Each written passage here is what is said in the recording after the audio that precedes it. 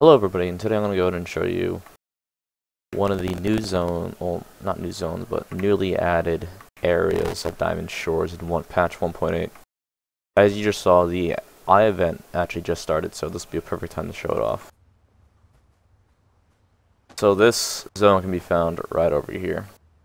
A little area. It's not even a new zone, it's just a few new buildings they put up. But this entire event is housed to provide materials for epherium tier armor and weapons. While doing the event itself, it's rather easy to get the required mats. I have a few on me right here. This was from just doing one event, and that was randomly tagging mobs and trying to steal mobs from people. So you need about 150 for one of the items, so it's not overly too hard to get them. Let's go ahead and fly over this area.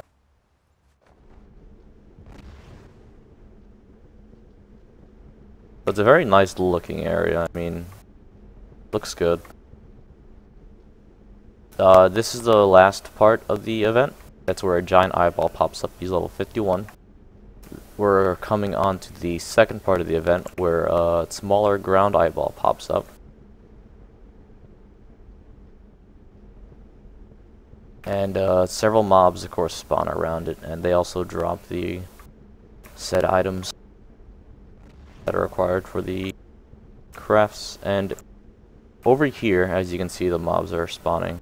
There's glowing eyeballs in the ground, and they spawn mobs around them. Of course, I've already tried fighting them, and they're not too bad to fight. They're rather easy.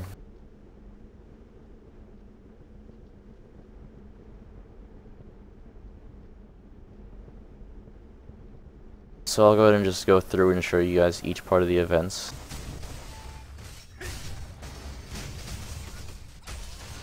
Now, as you can see here, the other faction is actually trying to help us kill it, because this eyeball needs to die in order for us to progress to the next stage. And that is the next stage starting. Also, this is a good chance to show off the new voting system. You can upvote or downvote somebody, a type of election system. Of course, whoever receives the most becomes the new leader of the faction. This includes West, East, Pirate, and also player-made factions. Still unclear of what it exactly provides, and I'll bring that into more detail as I learn it.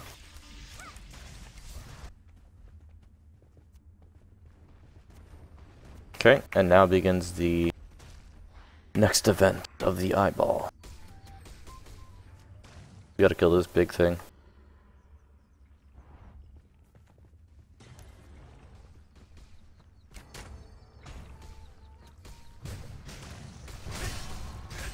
Now it summons a lot of mobs.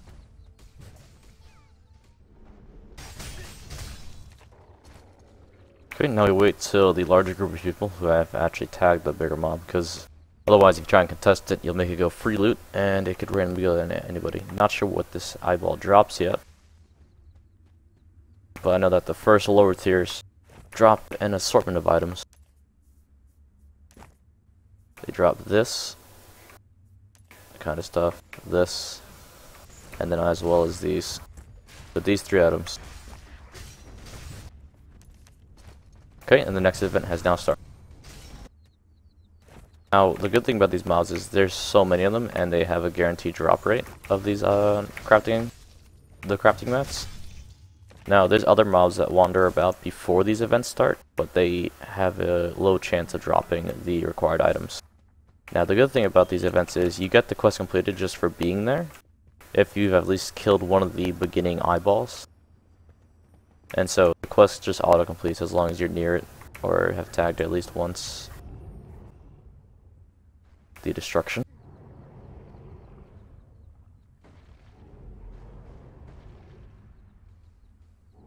So this is the last event for the Eye Rift. I'm not sure what to call it,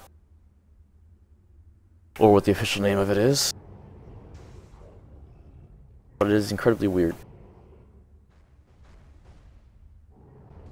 Some of you guys may be curious on how much health it has. It has a total of 4,876,000.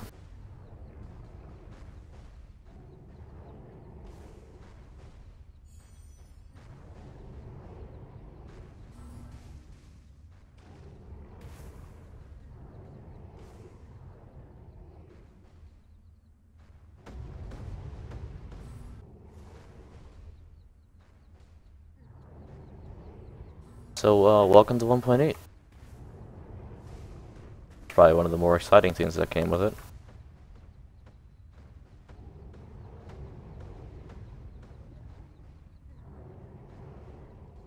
Also spawns little tentacle eyeballs.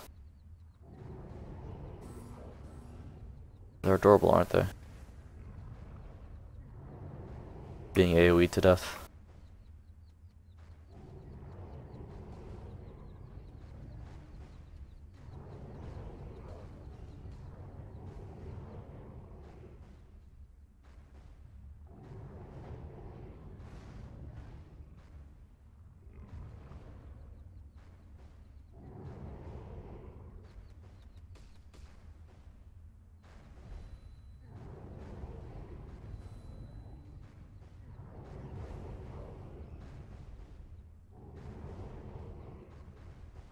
So this event actually happens at a certain time per day. Around 6 a.m. in game time. And so now I've completed the quest. I originally started out with 99 of these, and now I have 271. So they're really good to these things are great to get the items from crafting. And what you can also do now is, it's super laggy. I'm not sure why, but I guess it's from the massive amount of bodies that are here. And what you can also do is, whenever a large group of people come like this, sometimes they're not always inside the same party, so a lot of the loot can go free loot. So you can pick up about 10 to 20 extra crafting mats just from doing this. But I'm going to go ahead and show you guys the exact items that can now be crafted with these mats I just picked up. So this is the crafting bench for these items. There's another one on the other side. It's pretty cool looking crafting bench. So let's look at under the first tab. You have weapons of sorts. Now from looking at these, they seem to be epherium tier. Of course, you guys can make your own judgments. Right now, the sword that I actually have is an epherium flame. Dodachi. This is a healing item.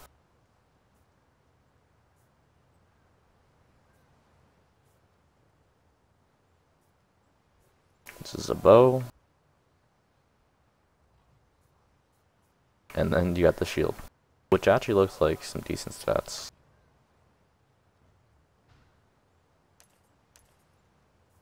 And then here comes the armor. What the armor is stats of, I'm not exactly sure. I haven't fully looked into it. I hear that it's strength, agi, and int for the leather set. Others have said it's strength, agi, spirit.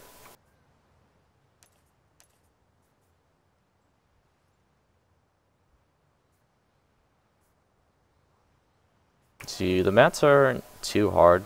They're slightly expensive, but for the Korean version, it's not too pricey because of how the economy is and how you're able to attain Archeage.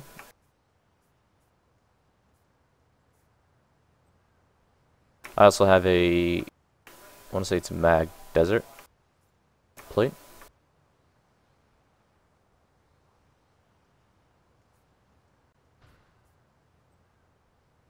The number on here is the labor required to craft.